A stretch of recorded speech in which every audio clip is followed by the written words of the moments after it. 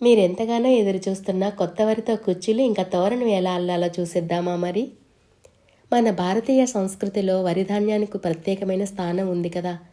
అన్నమే ప్రాణమని చెప్పే మన పెద్దల మాటల వెనుక ఉన్న అర్థమే ఇది. వరిధాన్యం కేవలం ఆహారం మాత్రమే కాదు, ఇది ఆరోగ్యం, సాంప్రదాయం, ఆధ్యాత్మికతకు ప్రతీక. పూజలు, శుభకార్యాలు, పండగలు ఎక్కడ చూసినా వరిధాన్యానికి ముఖ్యమైన పాత్ర ఉంటుంది. కొత్త పంట ఇంటికి వచ్చిందంటే చాలు, ముందుగా దేవునికి నైవేద్యం అర్పించి తరువాతనే మనం భుజిస్తాం కదా. ఇలా కొత్త ధాన్యంతో తోరణం అల్లి గుమ్మానికి తగిలిస్తే మంచిదని చెబుతూ ఉంటారు. అయితే వీటితో రకరకాలుగా మనం తయారు చేసి ఇంట్లో అలంకరణకి కూడా పెట్టవచ్చు. అలానే కుర్చీలు తయారు చేసి మన ఇంటి ఆవరణంలో పెట్టడం ద్వారా పిచ్చుకలు లేదా ఇతర పక్షులు వచ్చి ఆనందంతో తింటాయి కదా. అయితే కొద్దిగా నీళ్లు కూడా పోయటం మర్చిపోకండే. ఎప్పటిలానే తయారు చేస్తూ మన తెనాలి రామకృష్ణ కథలు వినిద్దామా మరి? ఒకరోజు విజయనగర రాజ్యసభలో రాజుగారు ఒక ప్రశ్న వేశారట. మన రాజ్యంలో అత్యంత విలువైన వస్తువు ఏది అని. సభలో మంత్రులు ఒక్కొక్కరిగా చెప్పారు బంగారం, వజ్రాలు, వెండి అని. అందరి సమాధానాలు విన్నా తెనాలి మాత్రం మౌనంగా నిలబడ్డారు.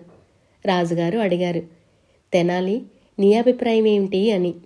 తెనాలి చిరునవ్వుతో ఒక మాట అన్నారు, అన్నం మహారాజా అని.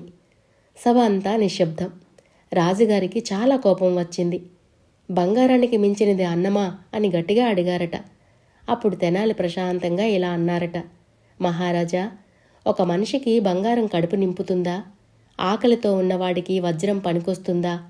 ఒక ముద్ద అన్నము లేకపోతే రాజైనా బేదవాడైనా బ్రతకలేడు కదా అని. తెనాలి మాటలు విన్న రాజుగారి ముఖంలో మార్పు వచ్చింది. అప్పుడు తెనాలి మరో మాట చెప్పారు, ఈ అన్నం పుట్టేదే వరిధాన్యం నుంచే. వరి లేకపోతే జీవితం లేదు కదా. అందుకే మహారాజా వరిధాన్యమే నిజమైన సంపద అని. ఈ మాటలు విన్న సభ అంతా తల వంచింది. రాజుగారి తెనాలిని మెచ్చుకొని చెప్పారు, నిజమే తెనాలి, రైతు చెమటతో పుట్టే వరిధాన్యమే మన రాజ్యానికి నిజమైన బలం, నిజమైన సంపద అని. రాజ్యసభలో రాజుగారు మరో ప్రశ్న వేశారట. మరి వరిధాన్యం తీసేశాక ఎండిన కుచ్చులు ఏం చేయాలి? మీలో ఎవరికైనా తెలిస్తే చెప్పండి అన్నారట. దానికి అందరూ కాల్చేయాలి లేదా పాతి పెట్టేయాలని సమాధానం చెప్పారట. మరలా తెనాలి రామకృష్ణ మౌనంగా కూర్చున్నారట. అప్పుడు మహారాజు రామలింగ, ఏం మాట్లాడో అన్నారట. మహారాజా, ఎండిన వరిగడ్డి చాలా రకాలుగా మన రాజ్య ప్రజలకు ఉపయోగించుకోవచ్చు. వీటిని కుచ్చెలుగా కట్టి ఇంటి పైకప్పుకు కూడా వాడుకోవచ్చు, లేదా మట్టిగోడ నిర్మించటానికి దీన్ని సహాయంగా తీసుకోవచ్చు. పశువులకు మేతగా కూడా ఉపయోగపడుతుంది.